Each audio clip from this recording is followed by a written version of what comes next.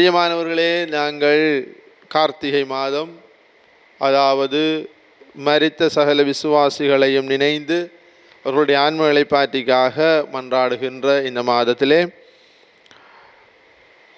நம்முடைய பாரம்பரியத்தின் அடிப்படையிலும் இறந்தோருக்கான உத்தரிக்கிற வேதனைப்படுகிற ஆன்மாக்களினுடைய வணக்க மாதத்திலும் கூறப்படுகின்றது போன்று ஆன்மாக்களுக்கு உத்தரிக்கிற வேதனைப்படுகிற ஆன்மாக்களுக்கு தேவைப்படுவது செபம், அதிலும் விசேடமாக திருப்பலி தேவைப்படுகிறது.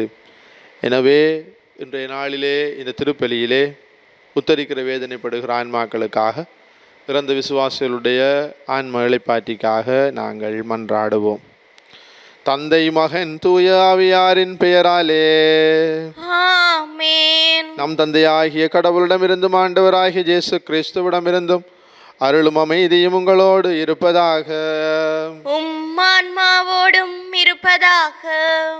சகோதர சகோதரிகளே, தூய மறை நிகழ்வுகளை கொண்டாட தகுதி பெறும் பொருட்டு நம் பாவங்களை ஏற்றுக்கொள்வோம்.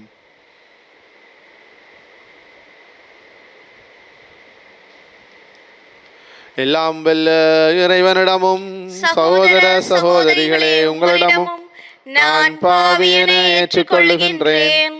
ஏனெனில் என் சிந்தனையாலும் சொல்லாலும் செயலாலும் கடமையில் தவறியதாலும் பாவங்கள் பல செய்தேன். என் பாவமே, என் பாவமே, என் பெரும் பாவமே. ஆகையால் எப்போதும் கன்னியான புனித மரியாவையும் வானதூதர் புனிதர் அனைவரையும் சகோதர சகோதரிகளே உங்களையும் நம் இறைவனாகிய ஆண்டவரிடம் எனக்காக வேண்டிக் கொள்ள மன்றாடுகின்றேன். எல்லாம் வல்ல இறைவன் நம் மீது இரக்கம் வைத்து நம் பாவங்களை மன்னித்து நம்மை நிலை வாழ்வுக்கு அழைத்து செல்வாராக. ஆமென். ஆண்டவரே இரக்கமாயிரும். ஆண்டவரே இரக்கமாயிரும். கிறிஸ்துவே இரக்கமாயிரும். கிறிஸ்துவே இரக்கமாயிரும். ஆண்டவரே இரக்கமாயிரும். ஆண்டவரே இரக்கமாயிரும். மன்றாடுவோமாக. எல்லாம் வல்லவரும் இரக்கமுள்ளவருமான இறைவா, உமது அருள் செயலால் தான் நம்பிக்கையாளர் உமக்கு ஏற்ற வகையில் சிறப்பான ஊழியம் புரிகின்றனர். இவ்வாறு நீர் வாக்களித்தவற்றை பெற்றுக்கொள்ள தடையின்றி விரைந்து செல்ல எங்களுக்கு அருள்வீராக. உம்மோடு தூயாவியாரின் ஒன்று பிளறிவனாய் என்றென்றும் வாழ்ந்து ஆட்சி செய்கின்ற அவர் வழியாக உம்மை மன்றாடுகின்றோம். ஆமென். முதல் வாசகம். அன்பே திருச்சட்டத்தின் நிறைவு. திரு தூதர் பவுல் ரோமியருக்கு எழுதிய திருமுகத்திலிருந்து வாசகம். அதிகாரம் 13, இறைவசனங்கள் 8 தொடக்கம் 10 ஏறாக. சகோதர சகோதரிகளே, நீங்கள் யாருக்கும் எதிலும் கடன்படாதீர்கள். ஒருவருக்கொருவர் அன்பு செலுத்துவதே நீங்கள் செலுத்த வேண்டிய ஒரே கடனாய் இருக்கட்டும். பிறரிடத்தில் அன்பு கூர்பவர் திருச்சட்டத்தை நிறைவேற்றுபவர் ஆவார்.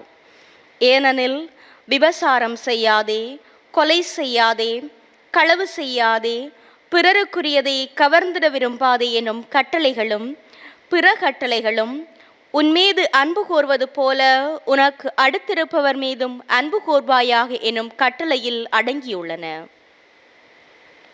அன்பு அடுத்திருப்பவருக்கு தீங்கிழைக்காது. ஆகவே அன்பே திருச்சட்டத்தின் நிறைவு. இது ஆண்டவர் வழங்கும் அருள்வாக்கு. இறைவனுக்கு நன்றி. பதிலுரை பாடலுக்கு உங்கள் பல்லவியாக மனமிறங்கி கடன் கொடுக்கும் மனிதர் நன்மை அடைவர். மனமிறங்கி கடன் கொடுக்கும் மனிதர் நன்மை அடைவர். மனமிறங்கி கடன் கொடுக்கும் மனிதர் நன்மை அடைவர். ஆண்டவருக்கு அஞ்சி நடப்போர் பெறு பெற்றோர்.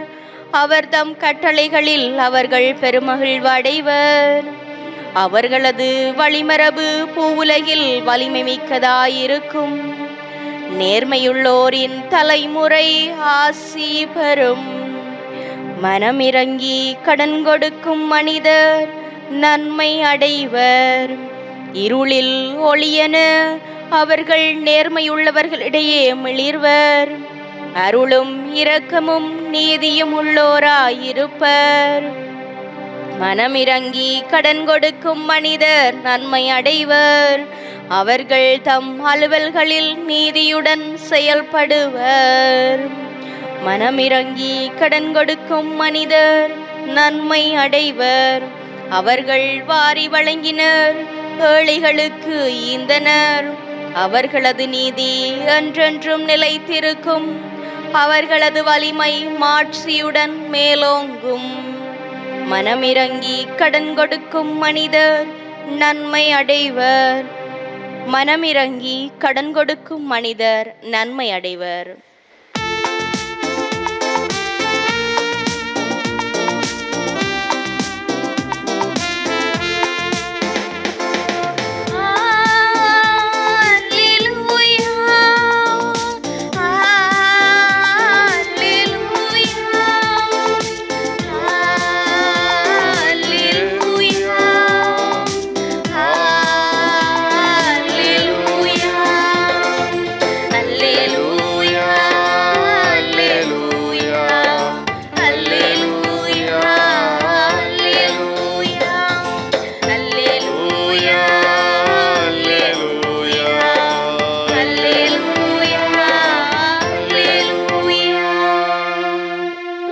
கிறிஸ்துவின் பொருட்டு பிறர் உங்கள் மீது வசை கூறும் போது நீங்கள் பேறு பெற்றவர்கள்.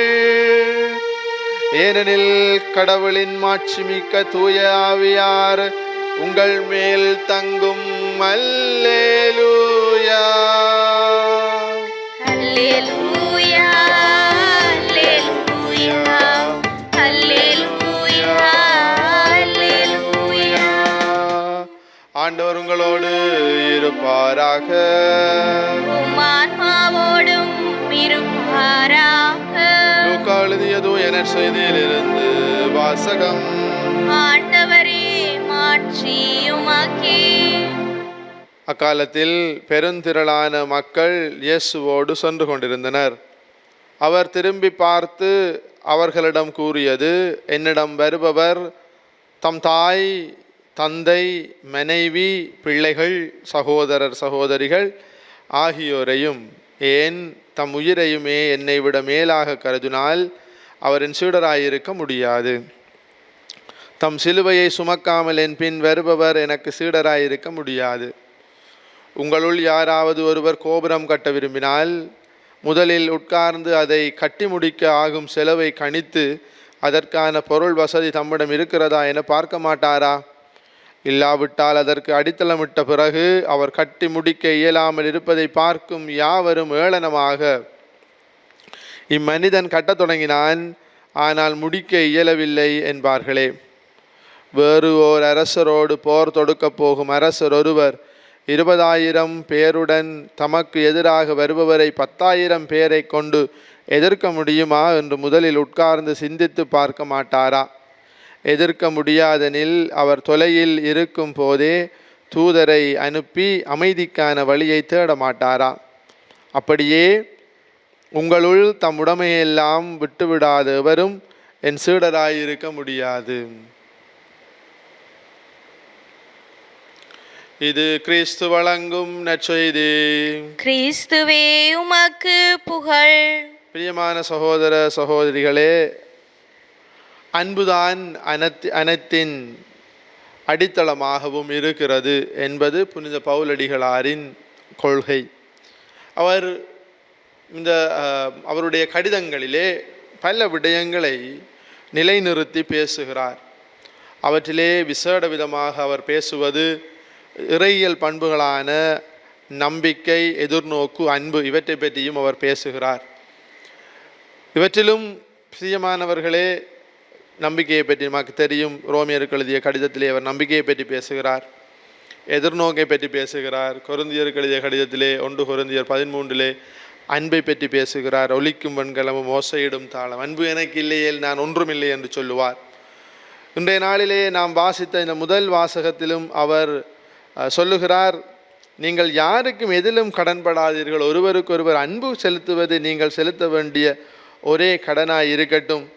அப்படி என்று கூறுபவர் இறுதியிலே சொல்லுவார், ஆகவே அன்பே திருச்சட்டத்தின் நிறைவு என்று சொல்லுவார். பிரியமான சகோதர சகோதரிகளே, இன்று அன்பு என்ற பெயரிலே அன்பு என்பது எவ்வாறு இன்று வரைவிலக்கணப்படுத்தப்படுகிறது என்று பார்த்தால், ஒருவர் மற்றவரோடு அருகிலே இருத்தல், வேண்டியதை வாங்கி கொடுத்தல், அவர்களுடைய முக்கியமான நாள்களுக்கு பரிசு கொடுத்தல், நாம் கொடுப்பதை விட மேலாக கொடுத்தல், இவ்வாறு இன்று அன்புக்கு ஒரு மெட்டீரியல் கலாச்சாரம் கொடுக்கப்படுகிறது.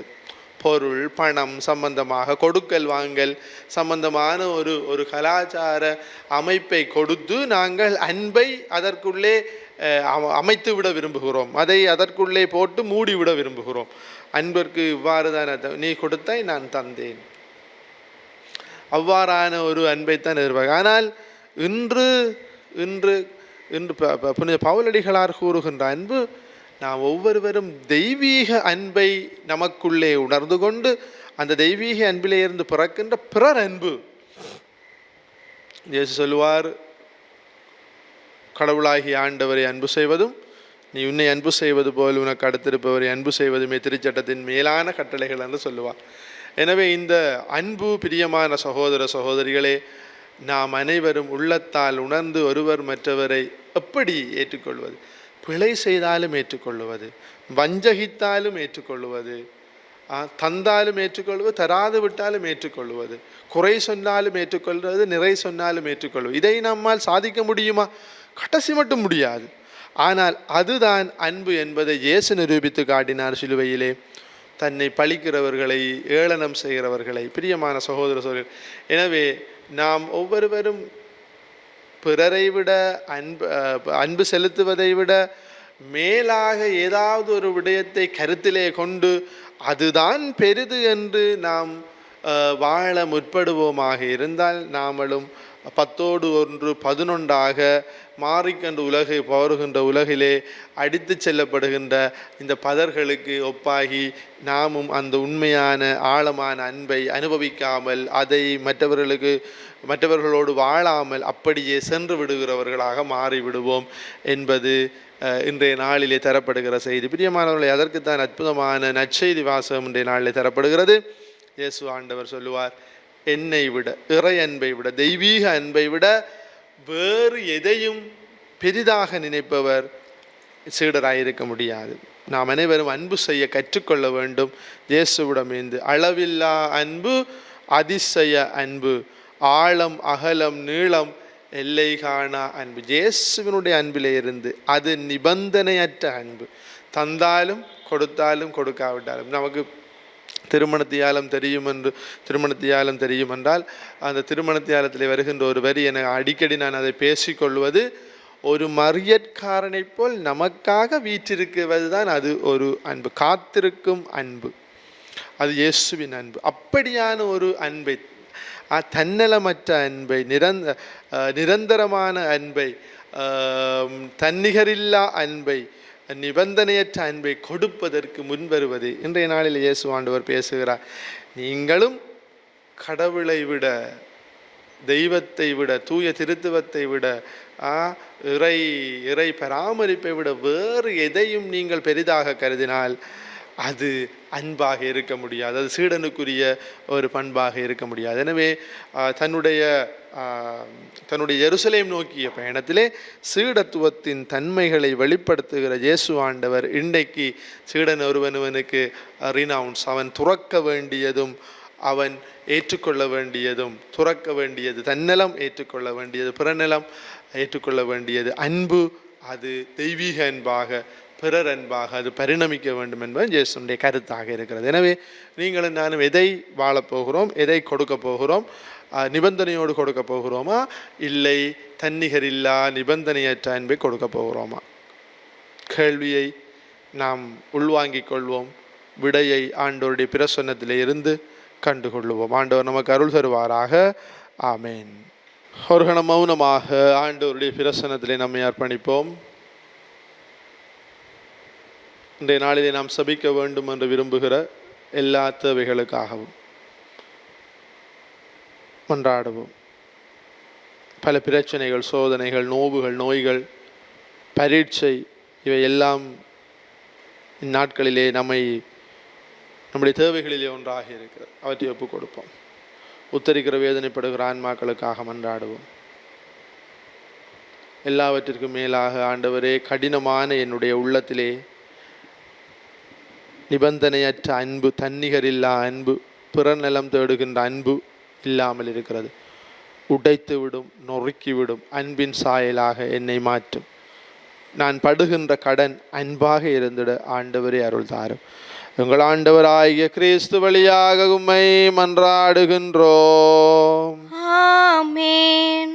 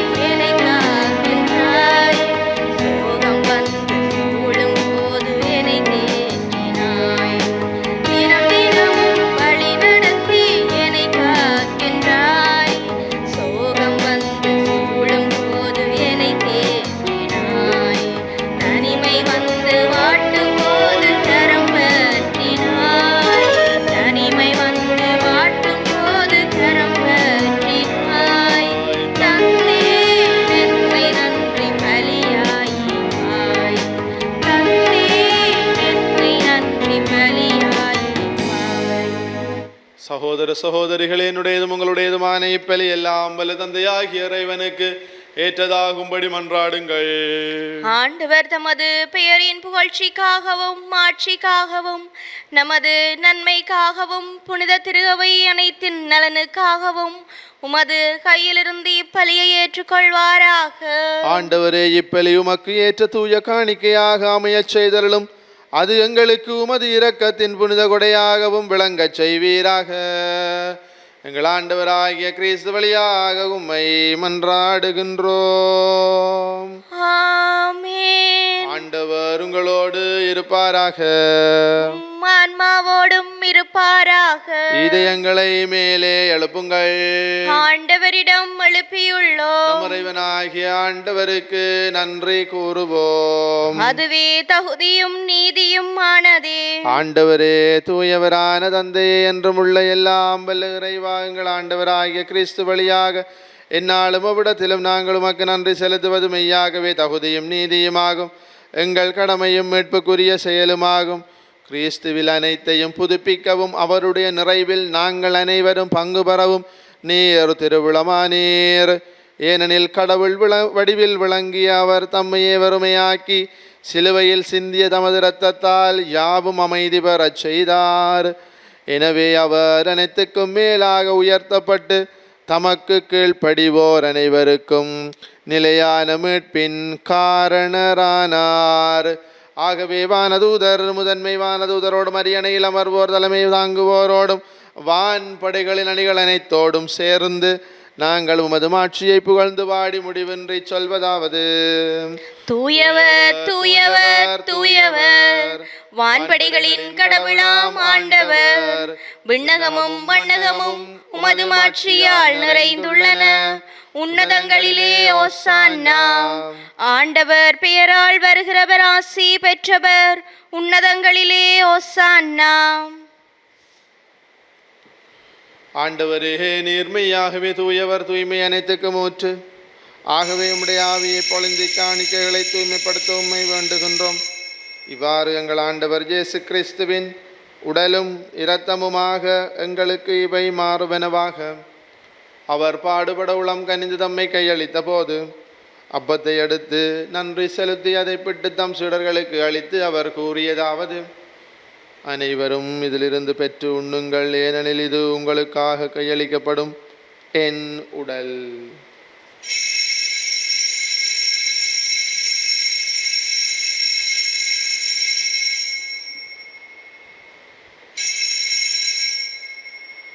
அவ்வண்ணமே இரவு விருந்து அருந்திய பின் கிண்ணத்தையும் எடுத்து மீண்டும் உமக்கு நன்றி கூறி தம் சீடர்களுக்கு அளித்து அவர் கூறியதாவது: அனைவரும் இதிலிருந்து பெற்று பருகுங்கள், ஏனெனில் இது புதிய நிலையான உடன்படிக்கைக்குரிய இரத்தத்தின் கிண்ணம்.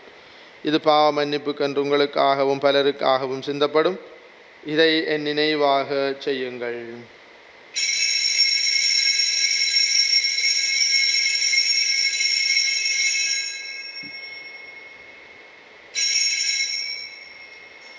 நம்பிக்கையின் மறைபொருள். ஆண்டவரே, நீர் வருமளவும் உமது இறப்பினை அறிக்கையிடுகின்றோம், உமது உயிர்ப்பினையும் எடுத்துரைக்கின்றோம். ஆகவே ஆண்டவரே, நாங்கள் கிறிஸ்துவின் இறப்பினையும் உயிர்ப்பினையும் நினைவு கூர்ந்து வாழ்வு தரும் அப்பத்தையும் மீட்பு அளிக்கும் கிண்ணத்தையும் உமக்கு ஒப்பு கொடுக்கின்றோம். திருமுன்னின்று உமக்கு ஊழியம் புரிய தகுந்தவர்கள் எங்களை ஏற்றுக்கொண்டீர். எனவே உமக்கு நன்றி செலுத்துகின்றோம்.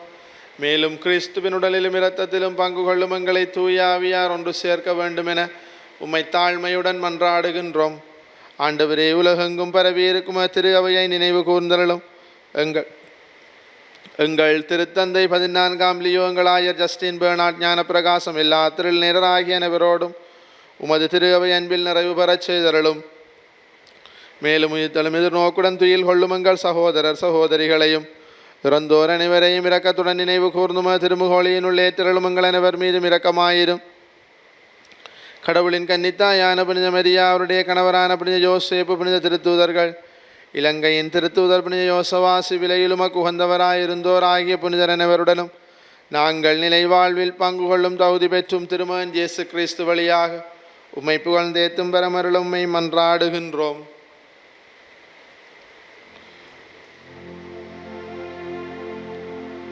இவர் வழியாக இவரோடு இவரில் எல்லாம் வல்ல இறைவனாகிய தந்தையே, தூய ஆவியாரின் ஒன்றிப்பில் எல்லா புகழும் ஆட்சியும் என்றென்றும் உமக்கு உரியதே.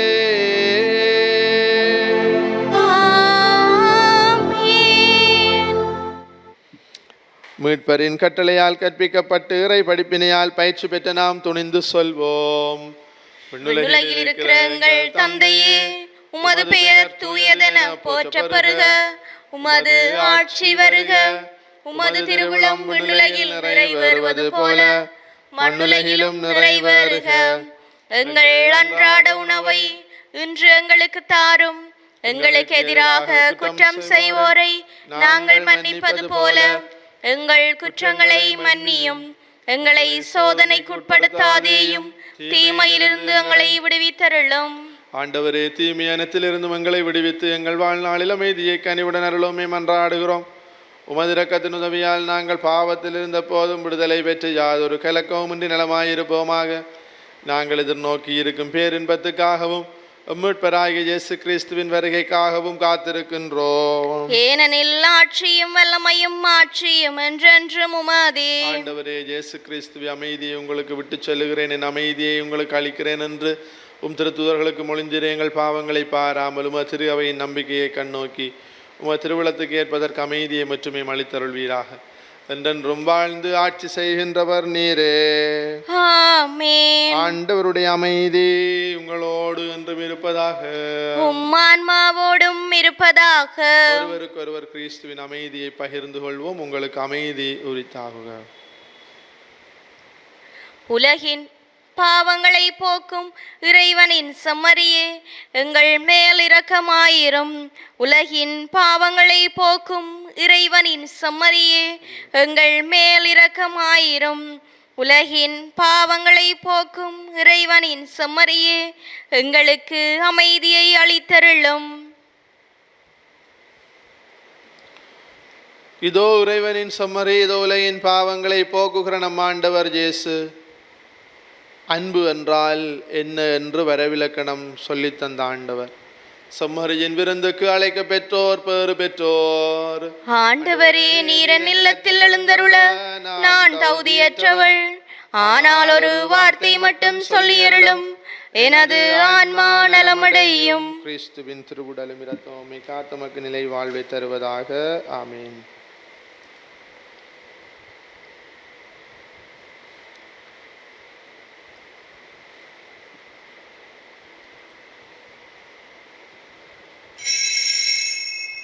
நற்கருணை ஆன்மீக சுபம்.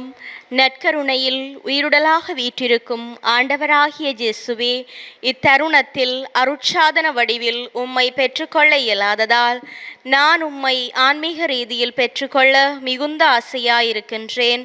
ஆண்டவராகிய இயேசுவே, என் உள்ளத்தில் எழுந்தருளி வாரும். ஆமேன்.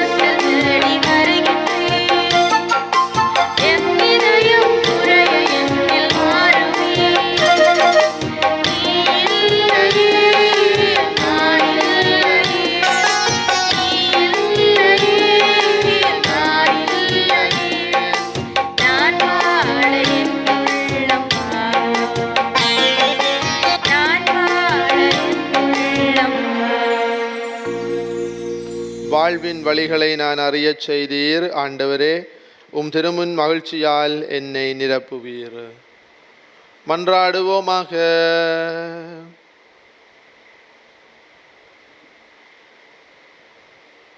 ஆண்டவரே, ஆற்றல் மிகு உமது செயலமில் பெருகச் செய்ய உம்மை வேண்டுகின்றோம். இவ்வாறு விண்ணக அருளடையாளங்களால் ஊட்டம் பெற்ற நாங்கள் உமது கொடையால் அவை அளிக்கும் வாக்குறுதிகளை பெற்றுக்கொள்ள தயார் செய்வோமாக. எங்கள் ஆண்டவராகிய கிறிஸ்து வழியாக உம்மை மன்றாடுகின்றோம். ஆமென். ஆண்டவர் உங்களோடு இருப்பாராக. ஆன்மாவோடும் இருப்பாராக. எல்லாம் வல்ல இறைவன் தந்தை, மகன், தூய ஆவியாரின் ஆசி உங்கள் மீது இறங்கி உங்களோடு என்றும் தங்குவதாக. ஆமென். கிறிஸ்துவின் அன்பிலும் அமைதியிலும் சென்று வாழுங்கள். இறைவனுக்கு நன்றி.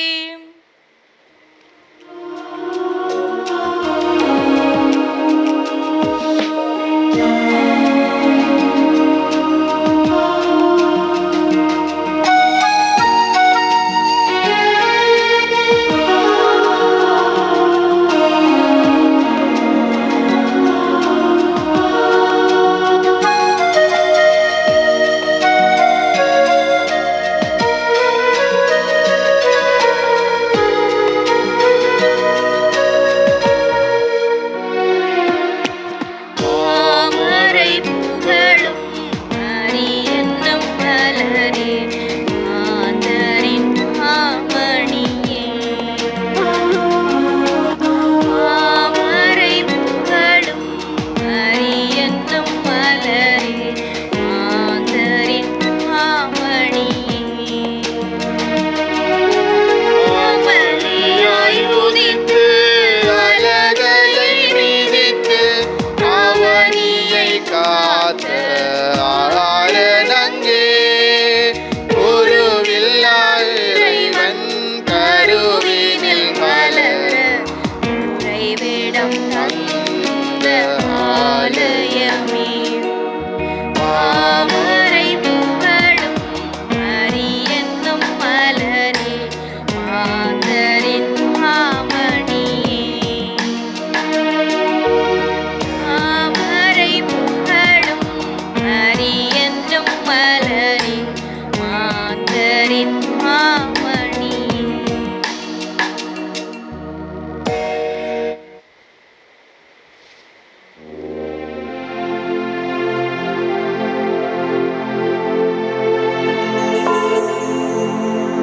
நித்ய ஸ்துதி கூறிய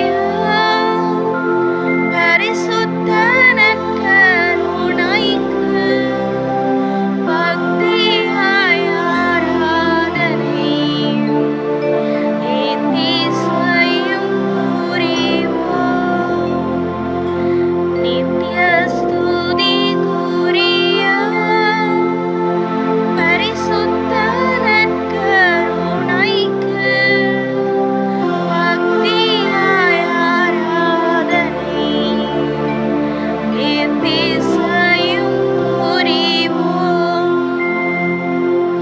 நித்ய ஸ்துதி கூறிய பரிசுத்த நற்கருணைக்கு பக்தியாய் ஆராதனை எத்திசையும் புரிவோம்.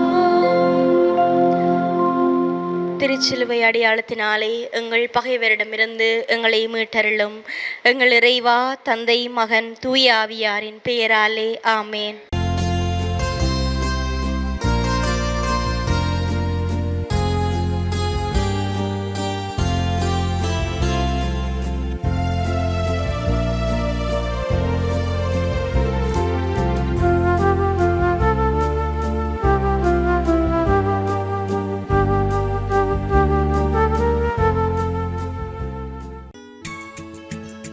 ஹோலி மேரியில் புத்தம்புது நிகழ்ச்சிகளை உடனுக்குடன் பார்த்து மகிழ எமது ஃபேஸ்புக் மற்றும் யூடியூப் பக்கத்தை லைக் செய்யுங்கள்.